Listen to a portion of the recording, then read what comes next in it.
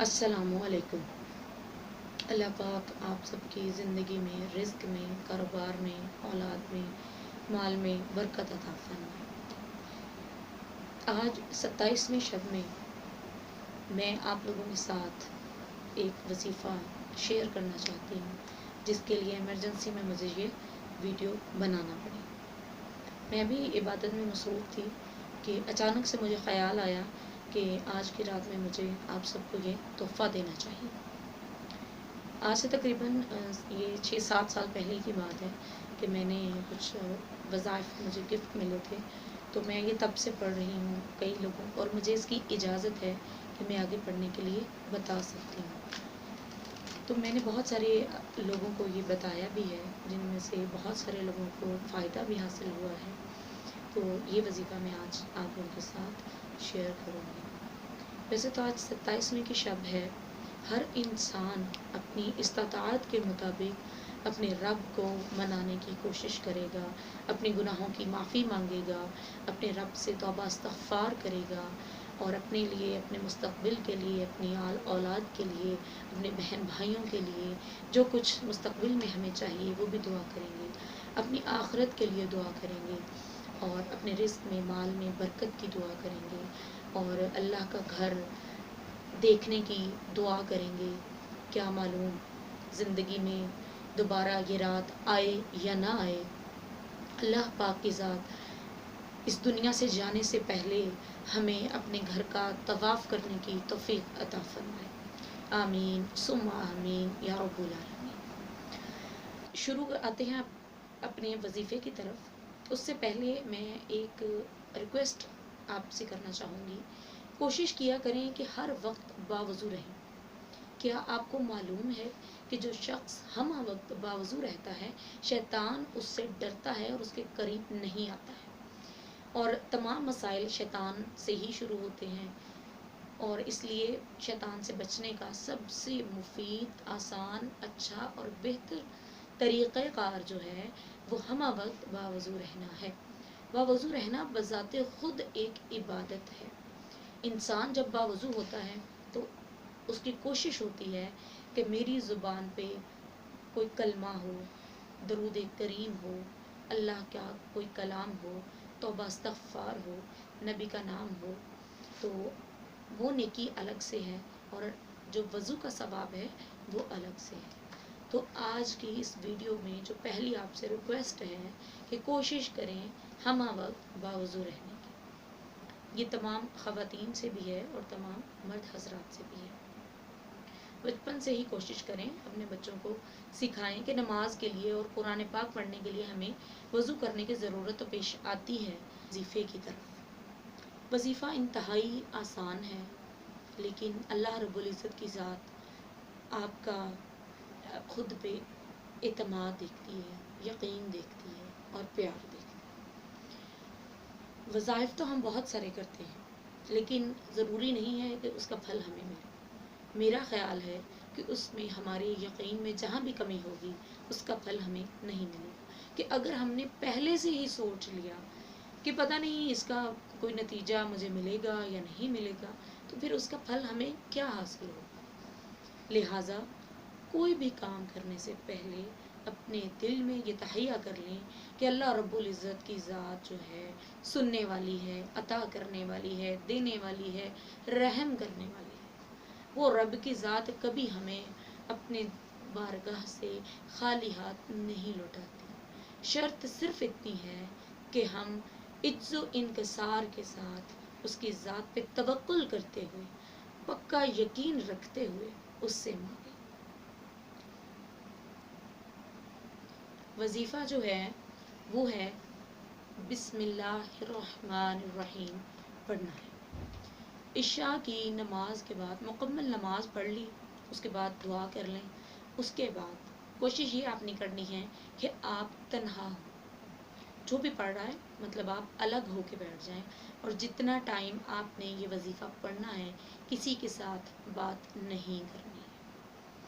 صرف ایک تسبیح یعنی کہ 100 مرتبہ آپ نے بسم اللہ الرحمن الرحیم پڑھنا ہے۔ اول و آخر 11 11 مرتبہ درود ابراہیمی پڑھنا ہے۔ کوئی اور درود نہیں، صرف درود ابراہیمی پڑھنا ہے۔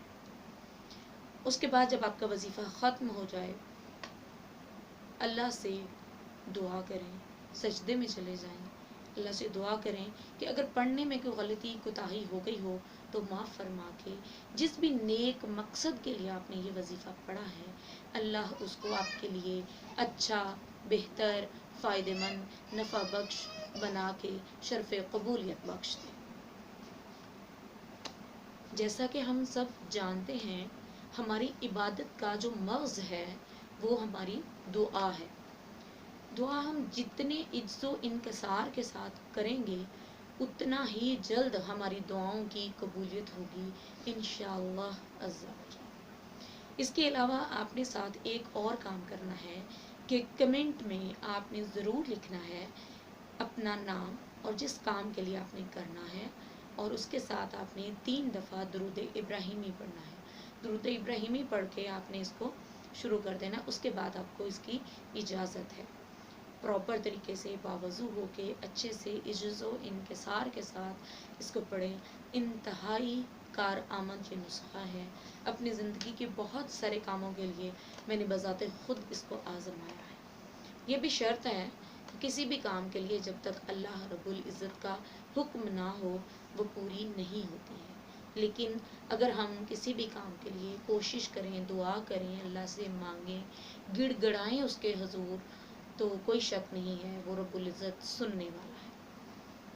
تو یہ بات آپ نے یاد رکھنی ہے کہ جیسے اگر کسی بندے نے اولاد کے لیے یہ وظیفہ کرنا ہے، وہ 3 بار درود ابراہیمی پڑھیں، اس کے بعد کمنٹ میں اپنا نام لکھیں اور ساتھ لکھ دیں اولاد کے لیے، ٹھیک ہے؟